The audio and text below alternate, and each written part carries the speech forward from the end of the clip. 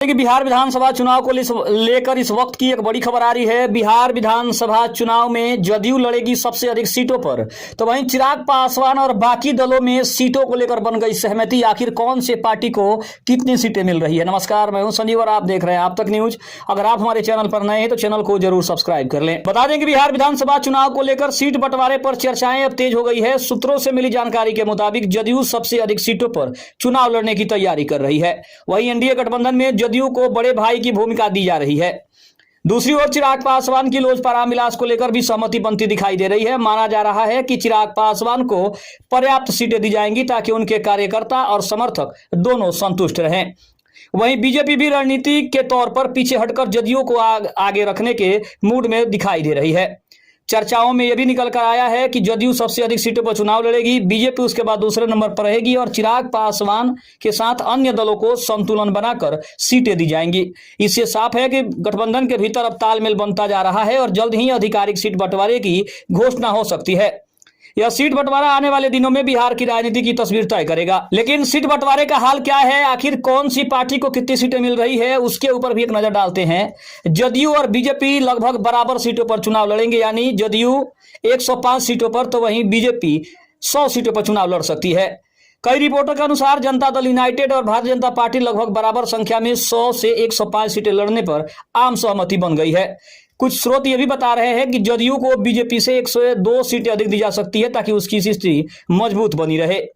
अब बात करते हैं चिराग पासवान की, तो चिराग पासवान की लोजपा रामविलास की मांगे और उसकी स्थिति क्या है, इसके ऊपर ध्यान देते हैं। लोजपा रामविलास की ओर से करीब 40 सीटों की मांग की गई है, लेकिन अब जो संभावित फार्मूला सामने आया है उसमें उन्हें करीब 20 सीटें या 25 सीटें मिल सकता है। अन्य रिपोर्ट्स में एलजेपीआर को 25 से 28 सीटें मिलने तक के बारे में भी संकेत मिल रहा है। वहीं अगर बात करें तो हिंदुस्तान अवाम मोर्चा और राष्ट्रीय लोक मोर्चा यानी आरएलएम को बची हुई सीटों में से आमतौर पे 10-10 सीटें मिल सकती है। इसी पर समझौता हो सकता है।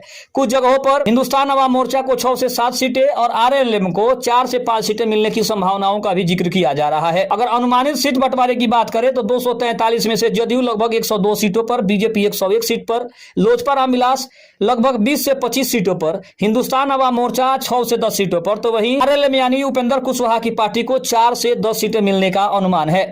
अगर जदयू और बीजेपी को मिला दें तो लगभग 203 सीटें हो रही है। बाकी 40 सीटों में लोजपा रामविलास की पार्टी, वही हिंदुस्तान अवाम मोर्चा और उपेंद्र कुशवाहा की आरएलएम में 40 सीटों में विभाजन हो सकता है। हालांकि लोजपा ने 40 सीटों की मांग की थी, लेकिन मौजूदा समझौते के अनुसार उन्हें 20 से 25 या फिर 28 सीटें मिलती हुई दिखाई दे रही है। वहीं हिंदुस्तान अवाम मोर्चा और आरएलएम को 20 सीटें दी जा रही है, जिससे एलजेपी की हिस्सेदारी सीमित हो रही है और इससे गठबंधन के अंदर भी दबाव बढ़ गया है। हाल ही में लोजपा रामविलास ने चिराग के चौपाल अभियान शुरू किया है, जिसमें वो जनता में अपनी पहचान और नेतृत्व को मजबूत करने की कोशिश कर रहे हैं। यह रणनीतिक रूप से सीट शेयर वार्ता की पृष्ठभूमि में सबसे महत्वपूर्ण माना जा रहा है। खबर कैसी लगी कमेंट में जरूर बताइएगा। तब तक के लिए धन्यवाद। जय हिंद, जय भारत।